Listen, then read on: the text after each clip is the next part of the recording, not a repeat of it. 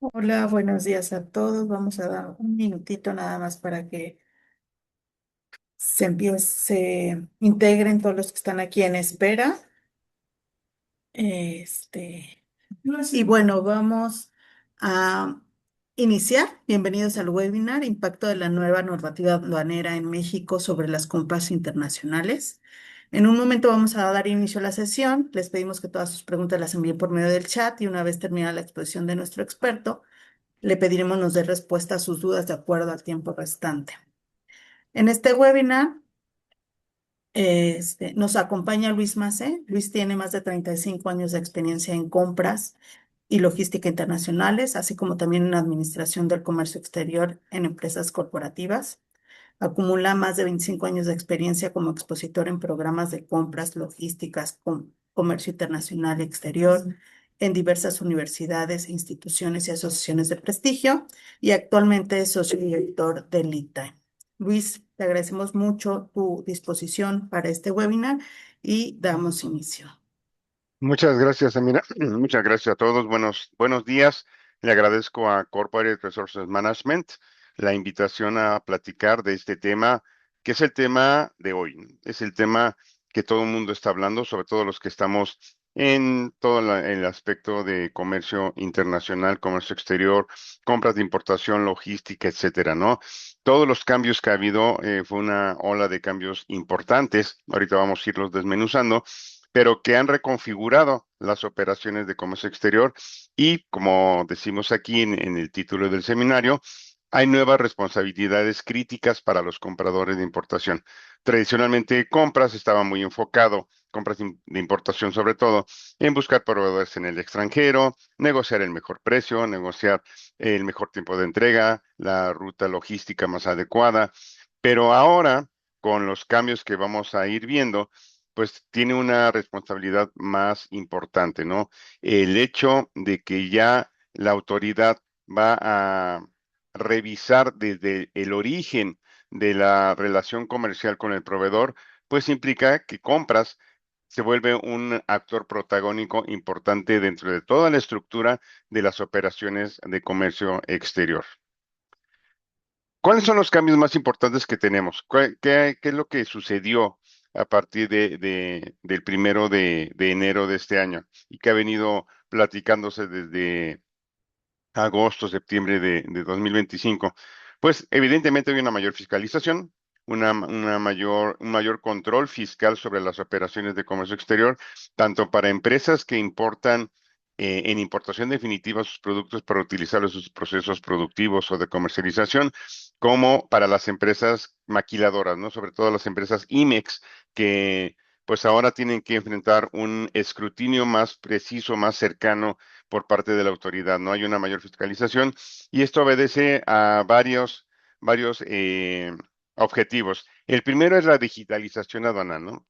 El gobierno está buscando, y es una iniciativa que viene desde la Organización Mundial de Aduanas, una aduana más digital, más automatizada, más acorde con los nuevos tiempos tecnológicos y pues evidentemente lo que está buscando es tener más visibilidad. Vamos a hablar de los temas que están aquí mencionados, más visibilidad con respecto a las operaciones e introduce dos conceptos que si bien ya se venían utilizando, ahora cobran mucha mayor importancia en relación con las operaciones de comercio exterior. La materialidad, que la vamos a ir desglosando, y la trazabilidad, ¿sí? La materialidad es en general para todas las empresas e importadores que realizan operaciones de comercio exterior para demostrar que efectivamente una operación se hizo de manera adecuada y es real. La trazabilidad es que toda la cadena de suministro, desde el proveedor mismo, desde las bodegas del proveedor, es más, desde la negociación con el proveedor, es congruente con lo que está declarándose ante la aduana, ¿no? Aquí el punto importante es que debemos de ser congruentes entre lo que estamos declarando a la aduana y lo que estamos haciendo, porque evidentemente esta mayor fiscalización pues va a provocar o está empezando a provocar mayores revisiones, ¿no? Mayores invitaciones a demostrar que las operaciones que hemos hecho realmente cumplen con los preceptos legales y eso obviamente da mayor visibilidad. Y entonces las empresas deben de enfocarse mucho en el cumplimiento de esas operaciones. Entonces, en pocas palabras, lo que está buscando el gobierno con esos cambios es tener una aduana más moderna, más digital, más automatizada, combatir la corrupción, la evasión y la elusión fiscal y tener más recaudación. Y al mismo tiempo, pues eliminar o disminuir las prácticas desleales de comercio exterior de algunos países a los cuales ya les ha impuesto aranceles hasta del 50%, entre los que están China, Corea del Sur, Malasia, Indonesia, Turquía, etcétera, ¿no? Todos los que ya empezaron a imponerse a partir del 1 de enero de este año. Entonces, hay dos cambios muy importantes que empezaron a surgir en el 1 de enero. Las reformas a la ley aduanera que ahorita vamos a ver en este webinar, porque esto da para mucho más, los aspectos más importantes que debemos de cubrir siempre desde el punto de vista de compras. Hay mucha información en el medio, sobre todo quienes estamos en comercio internacional, comercio exterior, logística internacional.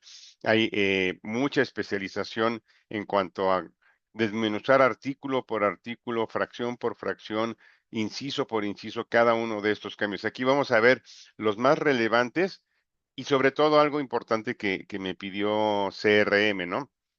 ¿Qué puede llevarse un comprador, por lo menos para empezar a pensar qué tiene que cambiar en su operación? O por lo menos verificar si efectivamente estamos en el lado seguro de la ley. Ahora sí, el tema es estar en el lado seguro de la ley, porque un incumplimiento puede provocar multas hasta del 250% del valor de la mercancía en aduana, o del valor de mercancía declarado en aduana, la cancelación del padrón de importadores, embarcos precautorios y al final de cuentas detener totalmente la operación de una empresa. Entonces, sí estamos más expuestos, es una fiscalización más dura, una fiscalización más rígida y bueno, lo que tenemos que hacer es alinearnos y adaptarnos a esta situación, ¿no? Los objetivos ahí están declarados. eh, Digitalizar más la aduana, tener más visibilidad, combatir la corrupción, combatir la evasión y la ilusión fiscal y hacer frente a prácticas desleales de comercio exterior, tanto a través de la subvaluación, que es vender por debajo del costo de producción, como el cumplimiento con las regulaciones y las restricciones no arancelarias, ¿sí? Y esto ha derivado en lo que estábamos comentando hace un momento. Nuevos, y le pongo entre comillas nuevos porque realmente esto ya debería de haberse hecho desde siempre, ¿no? Debemos de siempre tener la capacidad y la posibilidad de demostrar que lo que estamos haciendo es correcto. Sí, estar siempre en el lado, como les digo, seguro de la ley. Pero ahora ya la materialidad y la trazabilidad de las operaciones de comercio exterior están más específicamente establecidas en la ley aduanera, en las reglas generales de comercio exterior. Eventualmente y muy seguramente cuando se emita el nuevo reglamento de la ley aduanera, que está en elaboración y en algún momento determinado será publicado, pues va a tener mucho enfoque en este concepto, ¿no? Además de que seguramente va a ser un tema de negociación del TEMEC o de revisión del TEMEC, ¿no? Entonces, pues estamos de algún modo inmersos en este nuevo concepto de materialidad y trazabilidad. Y además de todo, aparte de estos cambios en la ley aduanera, pues a partir del 1 de abril, que iba a ser a partir del 1 de diciembre, pero hubo una extensión, una prórroga a la implementación de la nueva manifestación de valor electrónica, ¿sí? Actualmente están coexistiendo, no es que estén reemplazándose una a otra, ya se puede empezar a utilizar la nueva manifestación de valor electrónica en conjunto o en paralelo con la tradicional manifestación de valor electrónica por escrito, ¿no? ¿Qué es lo que busca esta manifestación de valor electrónica? Esa digitalización de las operaciones, de la aduana. Pero hay un tema interesante. Aparte de esa digitalización, la responsabilidad de elaborar la manifestación de valor electrónica pasa más a la parte del importador. Es decir, quien va a elaborar y a completar esa manifestación de valor electrónica y la va a mandar a través de los medios electrónicos, a través de la ventanilla única de comercio exterior mexicano del BUSEM, es el importador. Desde hace mucho tiempo, cuando yo estuve trabajando en varias empresas de hace pues ya 39 años, Generalmente el que la llenaba era el agente aduanal y a veces nosotros, los que estábamos responsables de esta operación, firmábamos tanto la manifestación de valor como la hoja de cálculo, que era el soporte de la manifestación de valor. Y bueno, hay veces que ni siquiera las firmábamos, se nos juntaba un paquete así de este tamaño en el escritorio y algún día, un viernes por la tarde, nos poníamos a firmarla y ahora ya no. Ahora, quien es responsable de enviar esa documentación, esa manifestación de valor, es el importador. Sí, vamos a ver brevemente nada más dos artículos. No quiero abrumarnos en este webinar con tanto tecnicismo legal, pero el artículo 59 y el 59A de la ley en conjunto con el 36 y 36A, que hablan de lo que tienes que declarar al momento de la importación. Y la regla 1.3.42, que también vamos a revisar brevemente, te dice todo lo que tienes que considerar para elaborar tu manifestación de valor electrónica. Y como dice aquí, es una manifestación de valor. Estás declarando bajo protesta de decir verdad que la información que estás entregando es correcta, verídica y real. ¿Sí? Y obviamente, pues como información verídica, correcta y real, es auditable y es revisable. Entonces tenemos que tener mucho control, mucho cuidado en lo que estamos declarando ahora ante la aduana. Ya la nueva política de comercio exterior es mucho más fiscal, más recaudatoria y más estricta, y tenemos que alinearnos. Además, ha habido algunas reformas no tan profundas en esta nueva estructura, pero sí las reformas al Código Fiscal de la Federación le dotan de mayor control. Empezamos a ver la correlación que existe entre la ley aduanera y el Código Fiscal de la Federación, se vuelve más rígido y hay más severidad en acciones, ¿sí? En sanciones, ¿sí? El Código Fiscal de la Federación, sobre todo el artículo 108 y 109, habla de las presunciones de contrabando y de evasión fiscal. Al final tengo una lámina donde podemos ver cuáles son esos artículos. El tema es que mientras una infracción en la ley aduanera te sujeta a un pago de una multa que puede ser muy onerosa, 250% sobre el valor de la mercancía eh, declarada en la aduana, el Código Fiscal de la Federación lo referencia como un delito. Y es un delito que puede ser castigado con cárcel para el representante legal de la empresa, ¿sí? Tal vez, y mucha gente me ha dicho en algunos cursos que he dado, en algunas otras instituciones, oye, pero es que nunca llegas. Pues sí, a lo mejor no llegas a la cárcel, pero tienes que pagar abogados, tienes que pagar fianzas, tienes que hacer una serie de operaciones que primero te implican dinero y es una pérdida para la empresa. Segundo, te puede detener temporalmente al menos las operaciones, porque te pueden embargar la mercancía, te pueden poner sellos de clausura en alguna planta, en alguna de tus localidades y pues eso te afecta a la operación y todo esto es dinero. Entonces, también tenemos que estar muy conscientes de todos los cambios que están existiendo en el Código Fiscal de la Federación. Y además, por si fuera poco, tenemos nuevos impuestos de importación a 1,463 fracciones arancelarias a partir del 1 de enero del 2026. ¿Esto qué provoca? Porque el decreto es muy interesante. Son todos los países, o bueno, para aquellos países con los cuales México no tiene acuerdo comercial.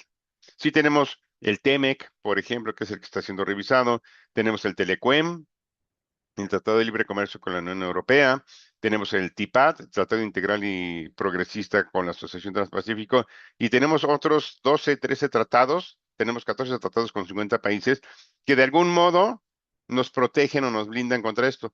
Pero, por ejemplo, aquí, por poner dos países importantes, sobre todo para las operaciones actuales de comercio exterior en México, está China.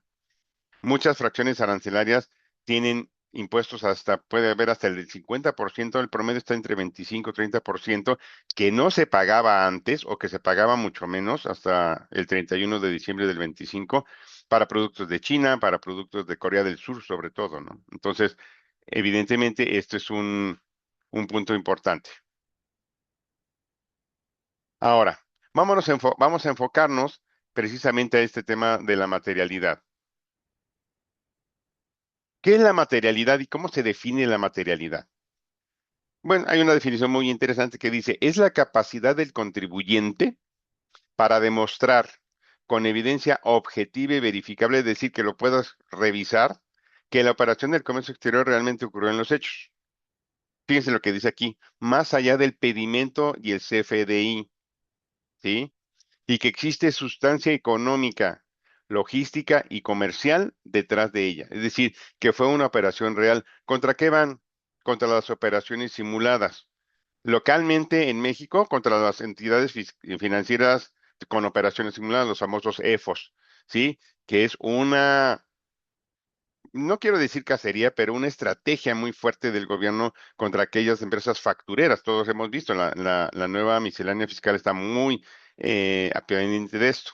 Sin embargo, aquí el artículo 59, lo que les comentaba, fracción quinta de la ley aduanera, que se reformó apenas en el 19 de noviembre del 25, indica que que el expediente electrónico debe formarse por cada operación y toda la información que debe de contener. Entonces, la materialidad es demostrar que la operación de comercio exterior realmente ocurrió y que tiene sustancia económica, logística y comercial detrás de ella.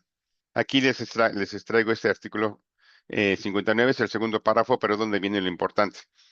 Dice, adicionalmente, obviamente el 59 como tal, dice que tiene que elaborarse el expediente electrónico a través de los medios correspondientes, etcétera. Pero dice, el expediente electrónico deberá contener la información y documentación que acredite los recursos empleados para efectuar la operación de comercio exterior. Entre dicha documentación se incluirán de manera enunciativa, más no limitativa, o sea, después pueden pedir otras cosas. Y aquí a propósito resalté en negritas lo que principalmente nosotros como compradores debemos de cuidar. La garantía a la que se refiere el artículo 36A, fracción 1, inciso E de esta ley, que se refiere a las operaciones temporales, no son las cuentas aduaneras de garantía o las cuentas aduaneras. Los comprobantes fiscales digitales por Internet, en el caso de que sea exportación, por ejemplo. Las facturas comerciales o documentos equivalentes. Es decir, aquí tenemos que pedir una factura que cumpla con ciertos conceptos. Transferencias electrónicas de pago o cartas de crédito. Ya no únicamente tenemos que anexar copia de la factura comercial del proveedor. Tenemos que anexar cómo le pagamos y cuándo le pagamos al proveedor. ¿Qué están buscando evitar o encontrar con esto? ¿Qué están buscando con estas transferencias electrónicas? Que efectivamente hayas pagado, que no te hayan vendido una factura, que no hayas tenido una factura fake, ¿sí? Los gastos de transporte, seguros y servicios conexos, esto nos refiere al artículo 65 de la ley, que habla de los famosos incrementables, y el 66 que habla de los decrementables para determinar el valor de la mercancía en aduana. Y fíjense el F, los contratos relacionados con la transacción de la mercancía. Aquí viene una pregunta incómoda. ¿Cuántos de nosotros tenemos contratos con nuestros proveedores extranjeros? O únicamente mandamos un orden de compra, con esa orden de compra nos mandan una cotización por correo electrónico, ahora ya está por WhatsApp, mandamos la orden de compra, nos mandan la factura y importamos, pero no hay un contrato. Y ahorita vamos a irnos al artículo 59, lo que la regla de allá abajo, que dice los contratos relacionados con la transacción de la mercancía. La documentación que sustente los conceptos que se suman al valor de transacción de las mercancías importadas y aquellos que no comprendan en dicho valor, no se comprendan en dicho valor conforme a los artículos 65 incrementables y 66 decrementables de la ley. Y además aquí viene un tema interesante. Cualquier otro documento o registro que se señale mediante reglas que demuestre la efectiva realización de la operación de comercio exterior.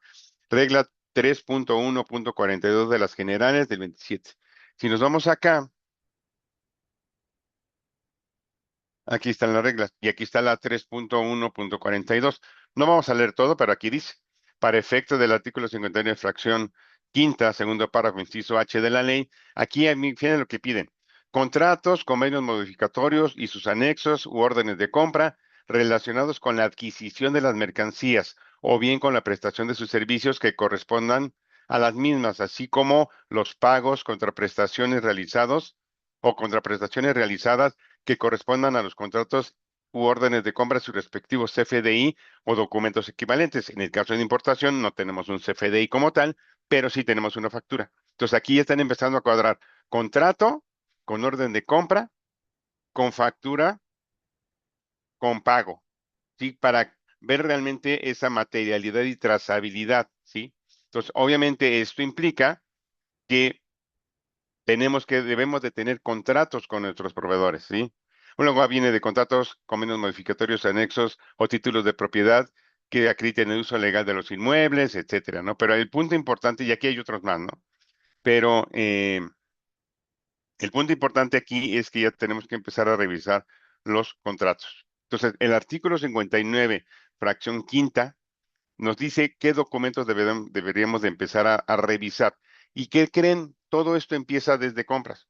Esto no es del área. Habrá algunos de ustedes que estén en compras y también estén a cargo del área de comercio exterior de las importaciones, manejando las tres fases, la parte comercial, que es la compra propiamente dicha, la parte logística, que es la transportación de la mercancía desde las bodegas del proveedor o desde el punto de entrega del proveedor hasta la aduana, y el aspecto fiscal legal aduanal, que es el proceso de despacho a través de un agente aduanal.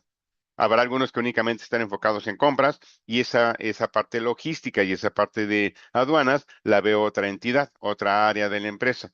Pues aquí vamos a tener que trabajar todos en equipo, porque lo que está buscando la autoridad es ver que toda la cadena de suministro, desde la validez del proveedor hasta el uso final de la mercancía dentro de la empresa, tenga congruencia y sea real.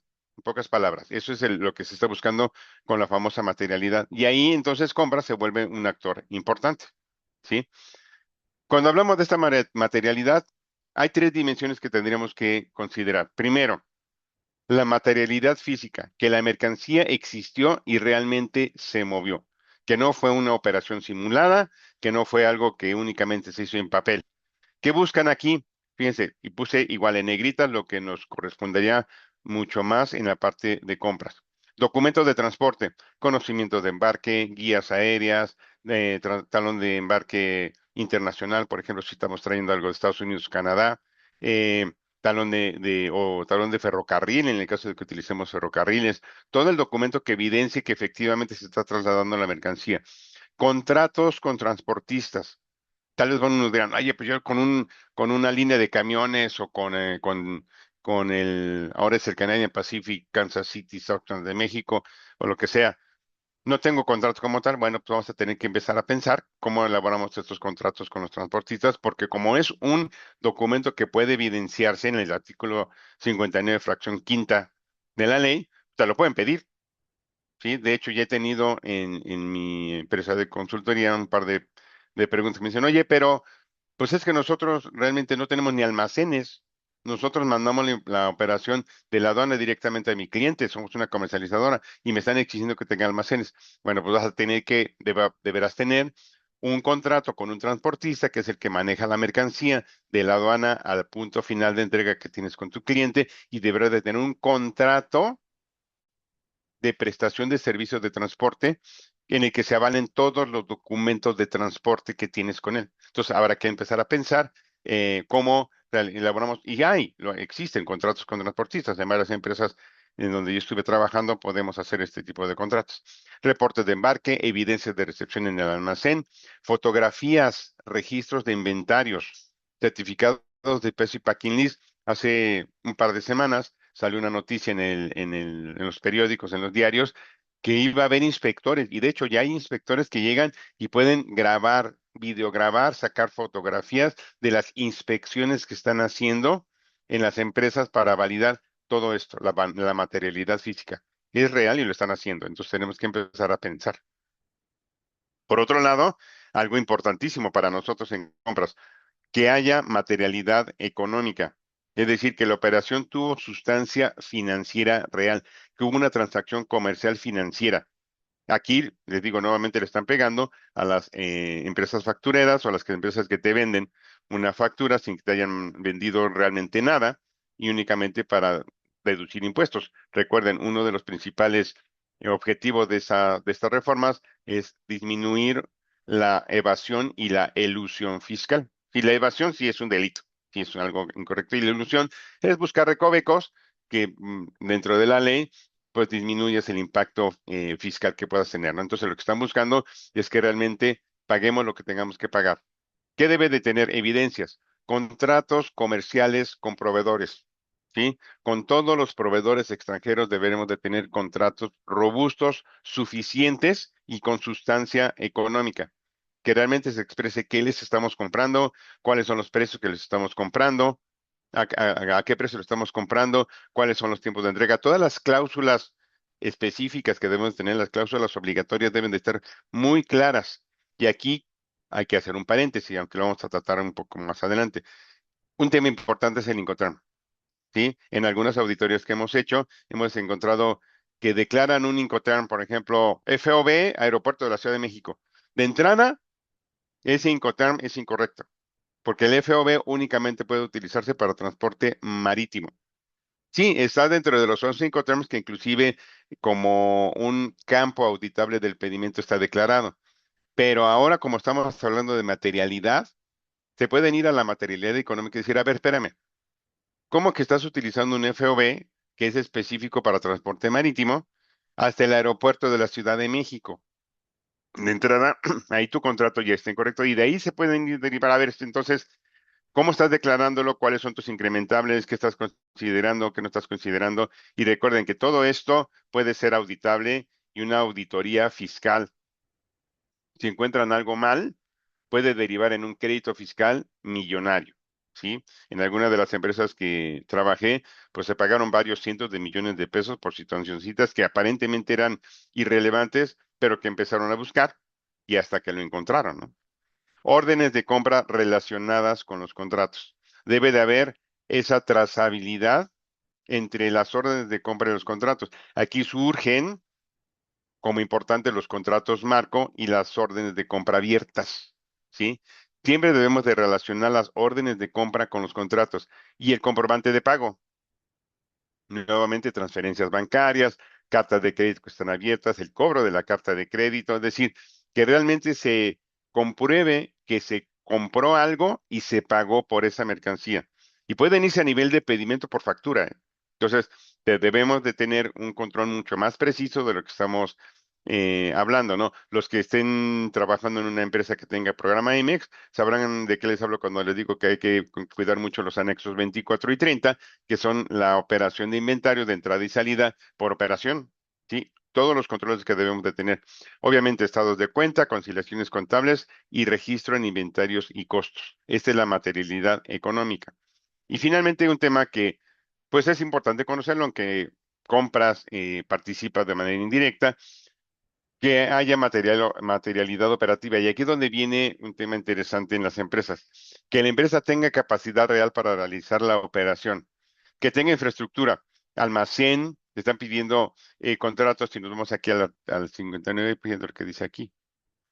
Contratos, convenios modificatorios y sus anexos o a títulos de propiedad que acrediten el legal uso o goce de los inmuebles en donde se almacenan las mercancías o en donde se llevan a cabo los procesos productivos y en su caso los pagos o contraprestaciones realizados que amparen la fecha en la que se efectuó la operación de comercio exterior y sus respectivos FDI. Y ahí viene lo que dice aquí también, contratos, convenios modificatorios y sus anexos, títulos de propiedad CFDI o documentos equivalentes o pedimentos de importación propios que acrediten el legal uso o goce de la maquinaria y equipo utilizado para el manejo, maniobra, almacenaje, custodia y transporte de las mercancías o para llevar a cabo el proceso productivo de las mismas. A eso se refiere esto, ¿sí? Que tengamos infraestructura, que tengamos capacidad productiva, que haya registros contables consistentes, que haya congruencia entre lo que estamos importando y las ventas declaradas, es decir, y bueno, y que haya trazabilidad del uso o comercialización de la mercancía. Es decir, tenemos que ser totalmente transparentes y que la empresa es capaz de efectuar la operación para la cual dice importó la mercancía, ¿sí? Ahora, yéndonos a lo que nos corresponde a nosotros. ¿Qué implicaría la materialidad para un ejecutivo de compras? Bueno, primero debe de poder demostrar que cada operación fue real, trazable y coherente con la actividad de la empresa, ¿sí? ¿Qué puede cuestionar la autoridad? ¿Qué podría preguntarnos en una auditoría? Pues si existe el proveedor, ¿sí? Sobre todo, yo respeto mucho a China, pero así como hay muy buenas empresas, también hay muy malas empresas en todos los países en general, ¿no? Pero pues esto se ha dado mucho por esa tradición que hemos tenido, ¿no? Hay que confirmar que, que el proveedor existe, es real y que efectivamente está realizando la operación que nos está haciendo.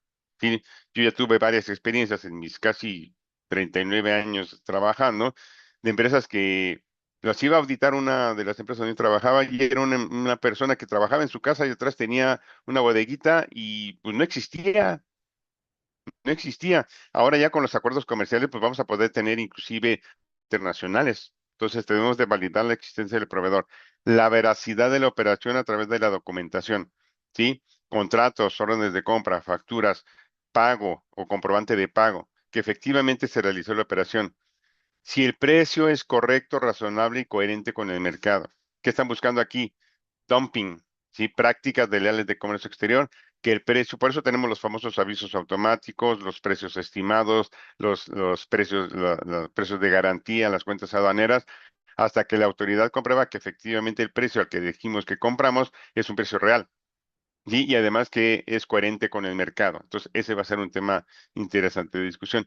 Que el pago fue realmente realizado, nuevamente, el cruce de todo, ¿no?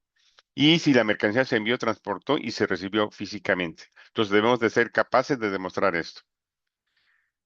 ¿Qué tenemos que hacer nosotros como compras? Bueno, primero, la gestión de proveedores adecuada. Selección y validación del proveedor extranjero. Aquí cobra relevancia la gestión adecuada del proveedor, ¿sí? Toda la parte de identificación, evaluación, calificación y contratación del proveedor se vuelve sumamente importante.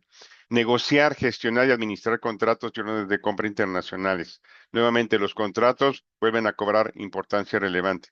Establecimiento de precios a través de los Incoterms 2020 correctos, ¿sí? Sobre todo cuando hablamos, y soy muy claro en esto, el FOB en un curso que tenemos aquí en CRM de Incoterms también lo platicamos. El FOB se utiliza muy frecuentemente porque esto es establecer correctamente los precios para evitar cualquier situación que pudiera salir en una auditoría. Y la forma de pago internacional, si vamos a pagar por transferencia electrónica, si vamos a pagar con una carta de crédito, si vamos a utilizar algún otro método de pago. Y la gestión de evidencias documentales de la operación, lo que ya vimos, comerciales, facturas, contratos, etcétera, logísticas, documentos de transporte, contratos con transportistas, inclusive legales, el CFDI, certificados de origen, certificados de calidad, cumplimiento con las normas, etcétera, ¿no? Todo eso debemos de considerarlo cuando estamos haciendo nuestra operación. ¿Qué podría salir mal? Pues que haya proveedores no localizables. ¿Qué implicaría? No deducibilidad, no acreditación del IVA y lo más importante, presunta simulación. Recuerden que la simulación se puede derivar en en un crédito fiscal, en un PAMA, en un embargo y hasta nos podemos ir a algo más grave, ¿no? Créditos fiscales impresionantes, multas de 250, etcétera.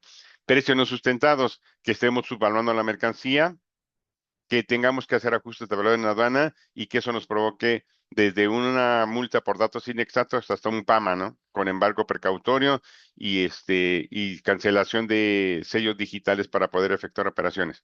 Que no haya consistencia en los pagos, que haya falta de trazabilidad entre el contrato, factura y pedimento, que haya volúmenes incongruentes, alertas en revisiones electrónicas y cuestionamientos sobre el destino fiscal de las mercancías. Aquí ahorita en las recomendaciones lo expreso, esto tiene que ser un trabajo en equipo entre las áreas contables, las áreas de compras y las áreas de comercio exterior. Falta de evidencia de negociación real, nuevamente presunta simulación, inconsistencia en revisiones y auditorías. Entonces, esto es lo que puede provocar el no tener un control adecuado. En pocas palabras, una orden de compra mal documentada puede convertirse en un crédito fiscal millonario, ¿sí? Compra se ha vuelto ya un área estratégica, no tan solo por hacer llegar a la empresa lo que necesita para operar, sino porque también, si no hace las cosas correctas, puede provocar créditos fiscales millonarios. ¿Qué hay que revisar? Al proveedor, confiabilidad, veracidad y legalidad, cómo estamos negociando, la formalidad, contratos, que sea un proceso transparente y la justificación y evidencia, que tengamos toda la documentación clara.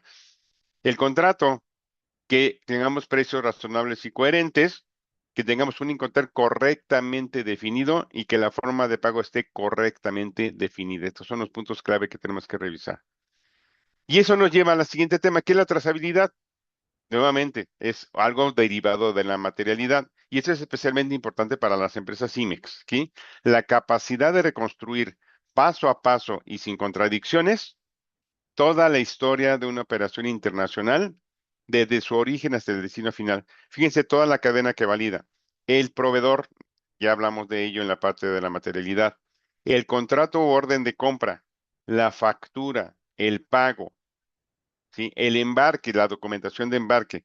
Una vez que llega a la aduana, el pedimento. Ah, bueno, y dentro del embarque tenemos que considerar maniobras de carga, traslado internacional, a veces hasta las operaciones de exportación en el país de origen, el traslado internacional, las maniobras de descarga y las maniobras dentro de los almacenes de la aduana. Todo lo que implicaría realmente un DAP, por ejemplo, un Delivery at Place, ¿no? En la aduana, dependiendo del incoterm que estemos utilizando. Obviamente el pedimento, la salida de la aduana, el correcto pago de las contribuciones, el traslado de la aduana al punto de entrega, que puede ser una planta productiva, puede ser un almacén de distribución, la correcta recepción a través de notas de entrada, notas de almacén, etcétera.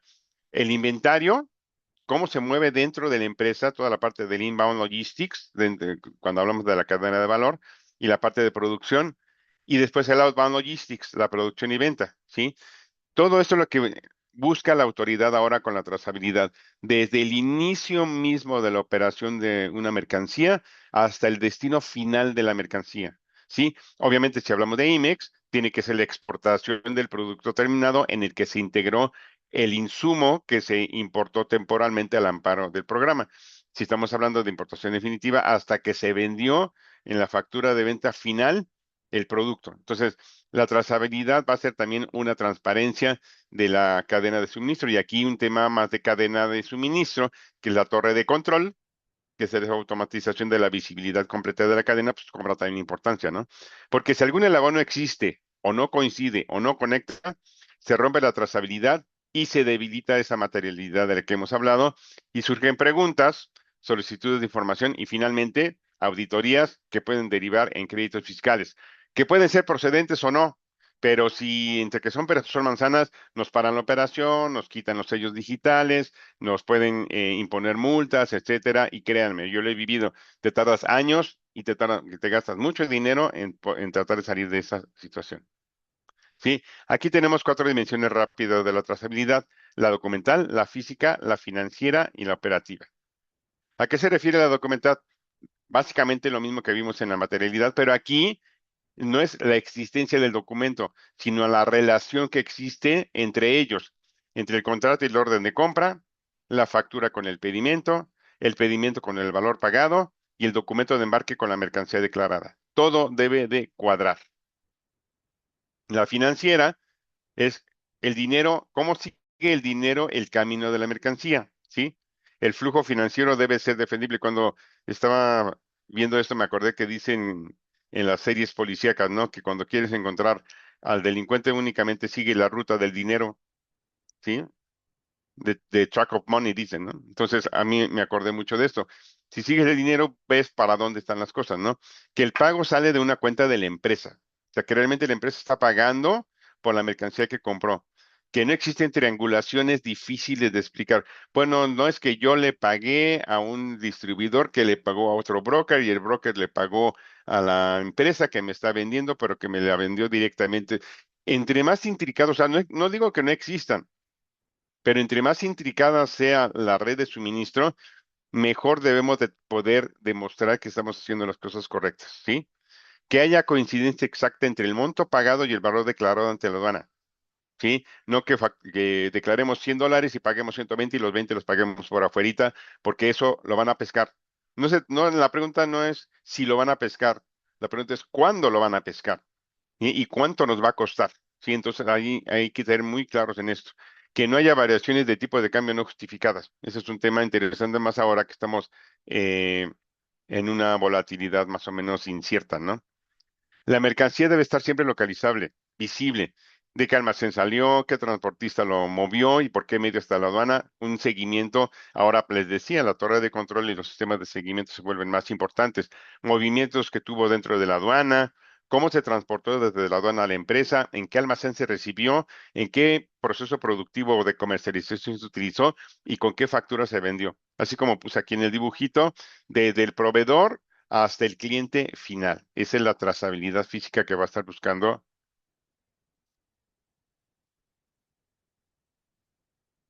en la autoridad. Y la pregunta, a ver, una pregunta para ustedes de reflexión.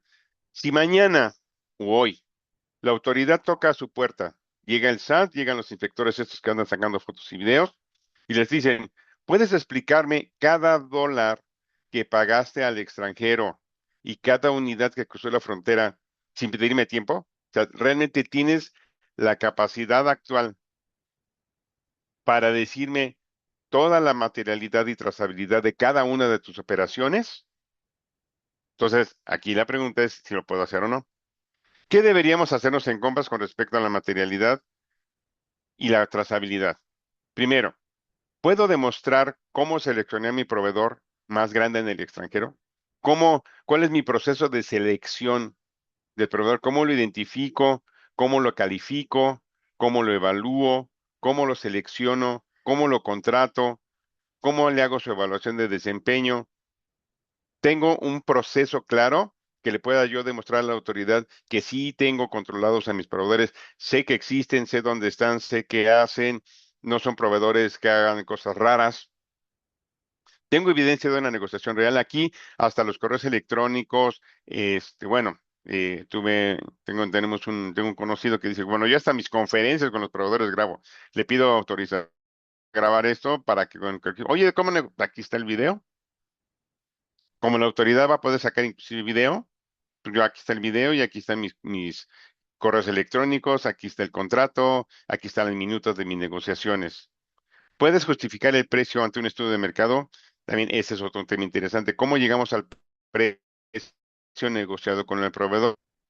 Si finalmente tenemos 11 Incoterms, aunque finalmente lo que estamos negociando es el precio del producto, podemos ver qué nos conviene más en relación con los costos logísticos, que lo embarque él, que lo embarque yo, el transporte que yo utilice sea más barato que el que él me propone, etcétera. Pero tenemos que justificar el precio en un estudio de mercado. ¿Puedo demostrar físicamente dónde están las últimas importaciones? Esto habla mucho de trazabilidad. Y algo interesante, ¿estamos alineados compras, finanzas y comercio exterior? O más bien cada quien trabaja en sus asuntos y hasta que surge un problema nos ponemos en contacto. Aquí ya se trata de trabajar en equipo. Esta es la nueva manera de trabajar con respecto a esta nueva normativa aduanera. Entonces, esto es un punto nada más de la ley aduanera. Y estamos hablando nada más del artículo 59, 59A y la regla 1.3.42, ¿sí? Podemos hacer algo mucho más específico, pero nos tomaría mucho más tiempo, ¿no? Ahora, además de todo esto, hay un cambio importante, la manifestación de valor electrónica que ya les decía al principio. Actualmente todavía están coexistiendo la manifestación de valor tradicional en papel, que se firma y trae su hoja de cálculo, y la manifestación de valor electrónica, que ahora los importadores deberán de someter a través de la ventanilla única del comercio exterior mexicano. Antes se firmaba un formato, se integraba el expediente y como le puse aquí, rara vez alguien la volvía a ver, ¿no? Es más, de repente te ponías a revisar y yo encontraba cosas raras, ¿no? A los mismos agentes donde les decía, oye, ¿por qué pusiste esto? ¿Qué es esto? Ah, no, es que se me pasó, pero no importa. Esa manifestación, no, ¿cómo? Para mí la manifestación de valor electrónica es más importante que la propia factura del proveedor, porque es una manifestación bajo protesta de decir, ¿verdad?, que el valor de la aduana, del valor de la mercancía declarado ante la aduana es tal. Tú estás poniendo tu, pues no puedo decir sí, tu nombre, o sea, tu representatividad legal declarando un valor. La manifestación de valor electrónica es una declaración bajo protesta de decir, ¿verdad? Actualmente es electrónica, ya está totalmente vinculada al, ¿sí? Y algo interesante, la autoridad ya la puede cruzar con la información bancaria, fiscal y contable de la empresa, ¿sí? Y además, alimenta sistemas de análisis de riesgo. Este tema de la digitalización de la aduana, la modernización de la aduana, pues evidentemente pues, te hace más visible, pero te hace más visible para facilitarte las operaciones, pero también para encontrar cuestiones que puedas mejorar, ¿no? Entonces, como les decía, la manifestación de valor electrónica es la declaración formal de cómo determinaste el valor en la aduana. ¿Y el valor en la aduana dónde creen que sale? Pues en compras, ¿no? Finalmente, el agente aduanal, el área de comercio exterior, el pedimento sale de lo que nosotros negociemos y de lo que nosotros declaremos. Si no tenemos la precaución de que el precio que nos venden sea el correcto y de que la manifestación de valor está perfectamente bien calculada, pues vamos a tener problemas, ¿no? Entonces, compras nuevamente, se vuelve muy estratégica en ese aspecto. Cuando presentamos la manifestación de valor, ¿qué estamos declarando?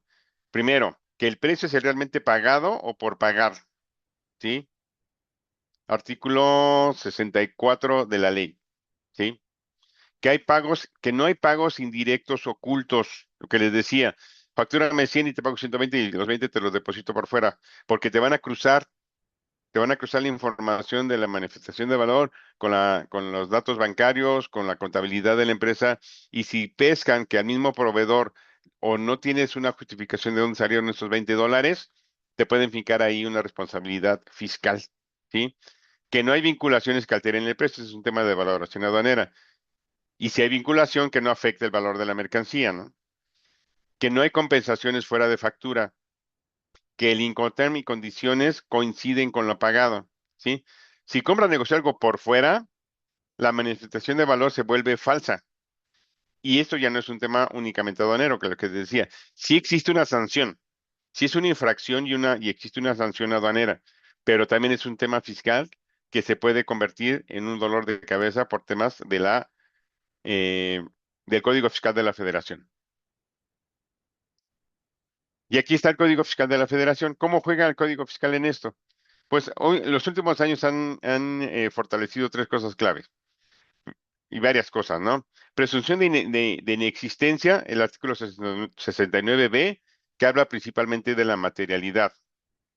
La simulación y razón de negocios, el artículo 5a, que nuevamente está relacionado con la materialidad. Que la contabilidad coincida entre lo que importamos, lo que declaramos, lo que pagamos y lo que registramos. ¿Sí? Está en el artículo 28 del Código Fiscal de la Federación. Que el domicilio fiscal y los establecimientos sean correctos. Artículo 27, apartado D, con respecto a la trazabilidad de las operaciones, lo que vimos. Que el CFDI tenga complemento con complemento carta aporte, artículos 29 y 29A. Esto causó un dolor de cabeza hace un par de años y ya aprendimos a usarlo, el complemento de carta aporte, que básicamente es una declaración de lo que está moviendo el transportista, que efectivamente estamos moviendo mercancía, ¿sí? El artículo 29 y 29A nos habla de eso y está más enfocado a la trazabilidad. El artículo 10 nos habla de que tengamos un domicilio fiscal correctamente registrado y existente, que hablamos nuevamente de la trazabilidad. Y fíjense cómo empieza a ligar varias cosas. El artículo 17D habla del uso de la e-firma y los sellos digitales para la manifestación de valor electrónica. ¿Qué sucede o qué sucedería si por alguna situación de incongruencia la autoridad te determina una falsa operación? ¿Sí? Presunción de falsedad, te suspende los sellos digitales, ya no puedes operar, porque ahora necesitas tu e-firma y tus sellos digitales para poder elaborar y transmitir la manifestación de valor electrónica. Si te lo suspenden, pues te paran toda la operación de la empresa, no puedes facturar, no puedes importar, no puedes hacer nada, entonces se vuelve importante. Lo que le decía el artículo 81 y 82 habla de infracciones y sanciones relacionadas con la manifestación de valor electrónica y los dos artículos muy importantes, los artículos 108 y 109 que hablan de defraudación fiscal, que están relacionados con lo declarado en la manifestación de valor electrónica y que te pueden tipificar como delito de contrabando una declaración de falsedad, ¿sí? Entonces, las implicaciones pueden ser muy graves si no tenemos claramente cómo manejarla, ¿sí? Entonces, la materialidad ya para ir cerrando y la trazabilidad declaradas ya no son un tema únicamente de control interno, ¿sí? Se trata de protección de la empresa. Debemos de considerar la materialidad y la trazabilidad declaradas en la manifestación de valor electrónica como una parte estratégica de la empresa. Los directores generales, los directores de operaciones, los directores de finanzas y administración, obviamente los gerentes de compras, los gerentes de comercio exterior, de cadena de suministro, debemos de tener esto claro. Sobre todo si tenemos operaciones de importación y exportación, porque esto puede provocarnos muchos dolores de cabeza. Y en 2026, a partir de este año, con las revisiones electrónicas que está provocando la manifestación de valor a partir de abril, que de hecho ya se puede utilizar, pero va a ser obligatoria a partir del 1 de abril. Y cruces automatizados, ya hay un famoso aviso de cruce, ¿no? Hay un documento que se llama aviso de cruce. Ya no se trata de si nos van a revisar, más bien es cuándo nos van a revisar.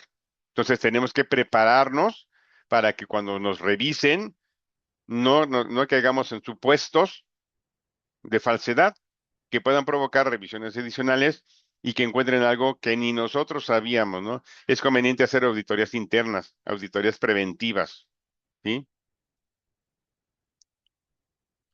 Ahorita me voy a las conclusiones porque añadí esta. Entonces, ¿qué podemos hacer? Primero, como 5 consejos, ¿no? Compra como si fueras a auditarte tú mismo. Antes de cerrar una negociación, pregúntate, ¿podría defender este precio ante la autoridad? O sea, ¿realmente sé que el precio que estoy pagando es defendible o tengo que afinarlo? ¿Tengo evidencia real de cómo seleccioné al proveedor? Hay que pensar como autoridad. Todo lo que acordé con mi proveedor está documentado. Existe evidencia de minutas, de correos electrónicos, cotizaciones, etcétera, facturas, órdenes de compra. Todo está documentado. Nunca hay que aceptar acuerdos paralelos, rebates fuera de factura, descuentos posteriores, apoyos comerciales no documentados, pagos a terceros, ¿sí? Porque esto rompe la trazabilidad financiera, la coherencia del valor en la aduana y obviamente la consistencia de la manifestación. Sé, algunos estarán pensando diciendo, pero eso sí existe, si hay rebates, si hay descuentos, si hay apoyos comerciales, ok, pero vamos a tener que declararlo y a lo mejor nos van a tener que hacer una nota de crédito. Y esa nota de crédito tenemos que considerarla como un aprovechamiento y declararlo en nuestras operaciones fiscales, en la declaración de impuestos y en nuestra contabilidad. Habrá que encontrar los mecanismos para que estos acuerdos de comercialización, porque existen, ¿no? Por lo menos rebates, si llegas a tanto volumen, pues tengo un descuento de tanto por ciento sobre lo comprado. Bueno, y eso cómo lo aplico, ¿no? Entonces habrá que ir trabajando entre contabilidad, impuestos, comercio exterior, compras, para saber eso cómo lo podemos declarar de manera que no eh, sea incongruente con la manifestación de valor. Valida a tus proveedores como si fueran socios estratégicos, ¿sí? Que tengan existencia legal real, ¿sí? Que tengan realmente capacidad productiva, que su domicilio sea verificable, que haya congruencia entre el tamaño del proveedor y el volumen comprado. Sí, aquí tendríamos que analizar los brokers, por ejemplo, ¿sí? Los distribuidores que le compran a una empresa y te la revenden a ti y realmente pues ellos únicamente se dedican a hacer la relación comercial. Porque si un proveedor cae en presunción de inexistencia, la operación completa puede empezar a tener problemas. Algo importante, asegura coherencia total entre compras, finanzas y comercio exterior. Sí, como digo aquí, el mayor riesgo no es la mala intención, es la desalineación interna. Yo siempre he sostenido, nadie está en una empresa para sabotearla, ¿no? Sería muy, muy complicado. Pero sí existe una desalineación, una falta de comunicación adecuada y oportuna. Lo que compra negocio tiene que coincidir que exactamente con lo que finanzas paga, con lo que el área de comercio exterior declara o lo que se declara en aduanas y lo que contabilidad registra. Ahora sí, vamos a tener debe de tener una congruencia todo lo que hagamos. Porque si cada área tiene una versión distinta de la operación, la trazabilidad ya está rota. ¿Y qué creen? La autoridad lo detecta. Y la autoridad no se pone a cuestionar, bueno, pues es que a lo mejor no se hablan, nada más vamos a... No, está mal, hay una presunción de inexistencia, hay una incongruencia en las declaraciones, vamos a fincarles una obligatoriedad fiscal que puede derivar en un crédito fiscal, en suspensión de sellos y en multas y penalizaciones. Entonces, hay que tener mucho cuidado con eso. Pensar en términos de riesgo patrimonial, no de ahorro inmediato, ¿sí? Un descuento, como decía en la segunda propuesta, un descuento mal documentado puede costarnos ajustes al valor, que de entrada podemos caer inclusive en presunción de contrabando. Multas, IVAs omitidos, recargos y al final de cuentas créditos fiscales millonarios. Ahora la pregunta ya no va a ser cuánto ahorré, la pregunta va a ser cuánto riesgo generé. De hecho, este debería ser un KPI nuevo. Así como los ahorros con todo y sus características especiales, ahorros, evitaciones de costos, recuperaciones, toda la parte de contribución financiera, debe haber uno de riesgo. ¿Qué riesgo aduanero estoy protegiendo y cómo lo estoy protegiendo desde compras? Cuando ya lo detectamos en aduana, a lo mejor ya es muy tarde. Tenemos que crear una cultura en compras de riesgos aduaneros. La nueva legislación en materia de aduanera nos está orillando a eso, ¿no? Tenemos de tener claro qué estamos haciendo y capacitarnos. Esto no está cambiando. Hoy mismo salió una nueva modificación a las reglas que apenas me llegó el anuncio del diario oficial de que hay un acuerdo que modifica ciertas reglas que acaban de publicarse, que acaban bueno, se publicaron en diciembre, el 27 de diciembre, y se hicieron efectivas el 1 de enero, y hay un cambio. Entonces, hay que estarse capacitando permanentemente, ¿sí? Estos cambios no impactan solo a la negociación con los proveedores, sino también con transportistas, agentes aduanales, todos los proveedores de servicios logísticos. Entonces, tenemos que tener muy claro qué está pasando. Un buen comprador debe de saber, fíjense, todo lo que hay que saber ahora. Aspectos comerciales como los Incoterms 2020, los métodos internacionales de pago y los contratos internacionales de compraventa, que son tres elementos fundamentales que hay que demostrarle a la autoridad que estamos haciendo correctamente. Ahora, aspectos logísticos, ya lo veíamos al principio, negociación con transportistas, 3PLs, forwarders, proveedores logísticos. Aspectos legales, fiscales, aduanales. Sin volvernos un agente aduanal experto, sí debemos de entender el marco legal de comercio exterior. Ley aduanera, reglamento de la ley aduanera, reglas generales de comercio exterior, ley de comercio exterior, ley del impuesto general de importación y exportación, código fiscal de la federación, etcétera, ¿no? Todo lo que implica para nuestra operación el marco legal. ¿Cómo se hace el proceso de despacho aduanal? ¿Cómo se hace la clasificación de la mercancía? ¿Qué se hace en el momento del despacho? ¿Por qué es importante tener facturas, certificados de origen, certificado NOM, etcétera, etcétera, ¿no? Si tenemos un programa de fomento, las empresas que manejen IMEX o Procex o Drawback, además de todo esto, tienen ciertas obligatoriedades para poder mantener su programa vivo. Inclusive algunas empresas cada vez son menos que tienen unos programas muy viejitos que se llaman Altex y Essex, que yo les llamo zombies, porque ni están vivos, porque ya no puedes tener más, ya están abrogados, pero no están muertos, porque las empresas que todavía lo tengan y sigan cumpliendo con lo que pide el programa, lo siguen teniendo. Entonces, todavía hay más obligatoriedad. Y algo importante, conocer las infracciones y sanciones a las que nos podemos hacer acreedores en el caso de no hacer las cosas correctas. Gestión y administración de proveedores internacionales y gestión de categorías. ¿Sí? Más ahora con la revisión del TEMEC, con los nuevos impuestos de importación, con los mismos impuestos que el gobierno de Estados Unidos ha establecido para productos de varios países, con la revisión del TEMEC, tenemos que ir sabiendo dónde nos conviene comprar. Sí, a lo mejor en Europa, muchas empresas me están preguntando, oye, si yo traía algo de China, ¿lo puedo traer de Europa? Pues sí, sí puedes, porque pues aparte de que ya estás pagando más impuestos, pues a lo mejor puedes aprovechar un acuerdo comercial. La pregunta aquí es un tema de calidad, de costo, de oportunidad de entregas, de respaldo, etcétera, ¿no? Entonces, hay que aprender a administrar la proveeduría internacional en este nuevo contexto y utilizar herramientas digitales. La aduana se está digitalizando y todo esto no lo podemos hacer a manita, ¿sí? Ya hay muchas herramientas de inteligencia artificial, de analítica de datos, de automatización de procesos. Entonces, esto es lo que hay que aprender, ¿sí? El mundo, las tendencias globales nos están llevando a la tecnificación y a la tecnología de una manera muy, muy acelerada y tenemos que dar el brinco, ¿no? Entonces, nosotros tenemos aquí en CRM una propuesta de compras internacionales. Es un curso que estamos promoviendo que básicamente habla de lo mismo, desde investigación de mercados internacionales de suministro, particularidades de las compras internacionales, fundamentos logísticos para compras internacionales, que en este punto específico es donde abordamos el tema de la aduana.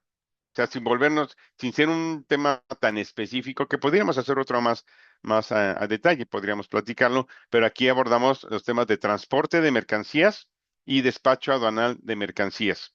Y obviamente administración del desempeño de los proveedores de importación. Ya vimos ahora, tenemos que demostrar inclusive su existencia, su capacidad productiva y sus operaciones correctas para evitar cualquier situación de sanciones. Y ahora sí, para terminar, ¿qué podemos concluir de este brevísimo webinar? Les digo, esto da para mucho, pero en términos generales, algo que me gustaría que se llevaran en la mente es la materialidad, ¿sí?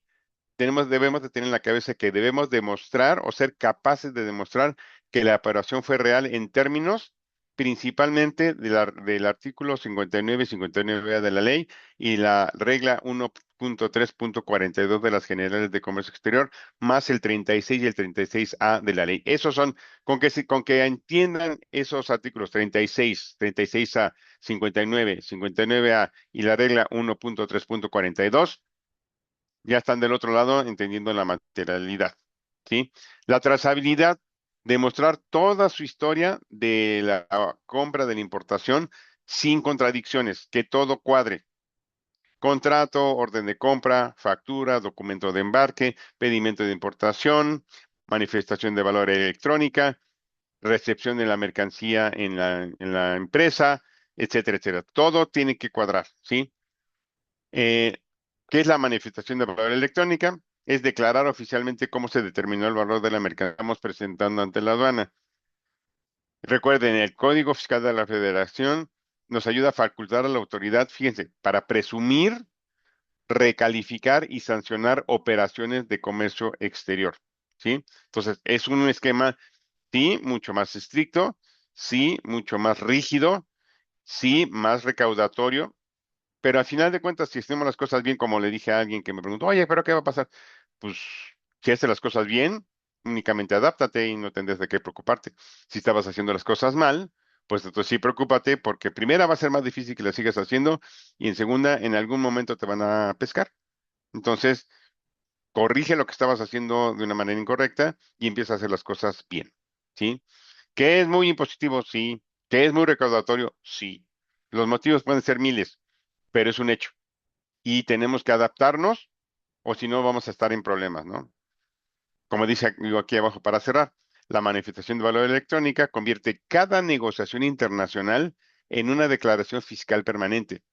Si tu historia no cuadra, el sistema, toda esta revisión lo va a contar por ti. Y a lo mejor no hiciste las cosas malas, pero si no las haces correctamente, no las declaras correctamente, ahora sí, hiciste cosas buenas que parecen malas y aquí ya no se puede hacer eso. Entonces, con esto terminaría esta charla, más que otra cosa, es una charla de qué es lo que tenemos que enfocarnos. Espero que algunos mensajillos que les compartí les sean útiles y pues estamos aquí a sus órdenes para cualquier duda o comentario. Muchas gracias, Luis.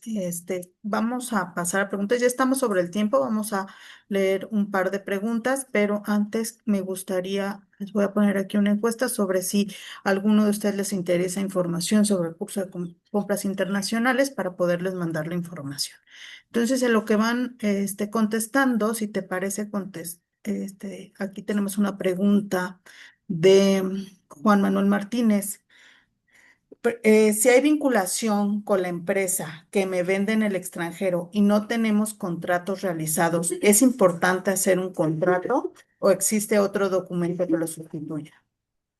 No, el contrato es el importante. De hecho, tú en la manifestación de valor electrónica declaras que existe vinculación, pero que no afecta al precio pagado.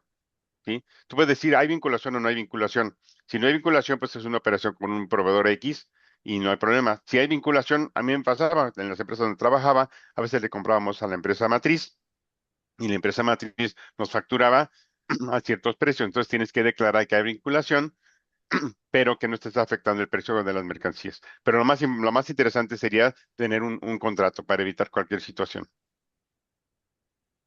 José Mejía te pregunta, ¿se pueden usar contratos marco o tendría que ser específicos por cada compra? No, puedes utilizar contratos marcos, lo que sí tienes que referenciar siempre la orden de compra con el contrato marco. ¿Sí? En algún lado del orden de compra y la factura debe de decir, la factura, orden de compra, fulana de tal, referenciada con el contrato marco perenganito de tal.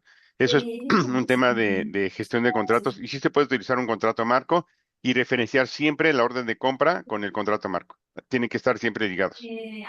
Perfecto. Y si te parece, vamos a una última pregunta. Hay muchas más, pero el tiempo ya se nos acaba. ¿Qué pasa con los recibos de nómina de quienes intervienen en la operación logística? ¿Se deben subir también los recibos timbrados? Sí, sí, está en la regla 1.3.42. Ahí dice que tienes que subir también la operación, los recibos de nómina. Exactamente. Perfecto. Entonces aquí solamente les voy a compartir nuestras redes sociales, porque también nos estuvieron preguntando si vamos a subir este video. Y sí, lo vamos a subir la semana que entra, ya de estar en nuestro canal de YouTube para que nos busquen y lo puedan compartir. A todos, muchas gracias. Luis, muchas gracias por tu generosidad. Y bueno, vamos a tener también aquí un mensaje de Jesús Campos. Jesús. De hecho, ahí veo que hay varias preguntas. Si las podemos copiar, Samira, si quieren, mándamelas, yo las contesto y después se ponen en contacto con Samira y que Samira les mande la respuesta. Sí, con mucho gusto. Bueno, pues nada más que todo, darle las gracias a Luis por su participación. Yo me quedo impactado cómo habla de la 1.5.4.3 y sabe de memoria todo. No, como dijo Luis, no queremos llegar a este nivel, pero dicen los argentinos algo que me encanta. Dicen, éramos muchos y parió la abuela, ¿no? Así estamos los compradores. O sea, no salimos de una cuando ya tenemos otra, cuando ya tenemos otra. Y cuando aparezca un problema, voltean y te dicen, ¿y por qué no lo resolviste? Pues es que a mí nadie me explicó, ¿no? Entonces, siempre ha habido misa de tres padres, finanzas, comercio exterior y compras. Y Luis insistió muy inteligentemente y con base en su experiencia, trabajemos en equipo porque esto puede costar muchísimo dinero a las empresas y es lo que está aparentemente buscando la autoridad, que te tropieces para penalizarte. Y eso es lo último que queremos darles esta oportunidad. Entonces, gracias por participar, gracias a Luis por su generosidad como siempre y pues quedamos a sus órdenes y gracias a Samira y a Diana por la excelente organización de este evento. Te los regreso, Sami. Sí, muchas gracias a todos y bueno, no se olviden en seguirnos en redes sociales, ahí tenemos información de todos los cursos, de compras que tenemos para ustedes. Gracias y buen día. Gracias.